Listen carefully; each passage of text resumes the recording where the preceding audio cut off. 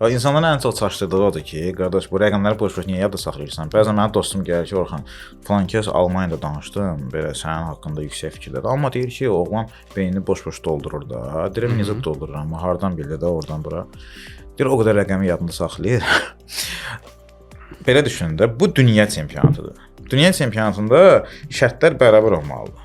Bəli. Şərtlər bərabər olmaq üçün bizə şərti eyni olan məlumat verilməlidir ki, yadda saxlayaq. O mənə nə verə bilər? O mənə versə deyək ki, Dostoyevskinin əsərini, biri yazıcıdırsa, biri bədii ədəbiyyatın meyillidirsə, o artıq keçdi hesabdan irəli.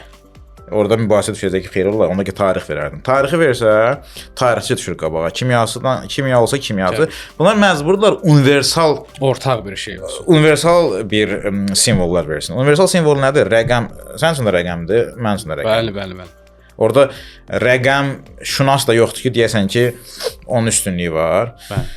Sonra şəkildir, sənin üçün də şəkildir, mənim üçün də şəkildir. Bəli. 0-la 1-dir, sənin üçün də elədir, binary dediyimiz. Bəli. Üzlər və adlar. Ola bilsin sən Avropada yaşayırsan, sənin üçün də Amerikanlı addır, mənim üçün də. Amerikan üçün də Avropalı addır. Yəni hamımızın ortaq olduğu çalışırlar ki, dəyər yaratsınlar. Bir dənə burada sözlərdə problem odur ki, ingiliscə olan söz mənə uyğun olmaya bilər. Çünki onun üçün onda tərcümə etdirirlər. Tərcümə həmişə səhv olur. Mənim sözlərdə həmişə problem olur ki, tərcüməni səhv edir. Bir dənə Azərbaycan elə söz çıxardır ki, yoxdur lüğətdə də. İndi tərcüməsi səhv edir.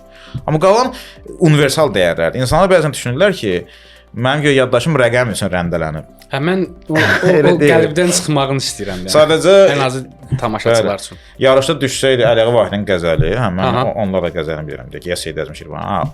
Orada artıq ədalət olmaz, axı o yarış olmaz, bərabər yarış olmaz. Hətta bir kateqoriya var, səsli rəqəm deyirik biz ona. Spoken numbers.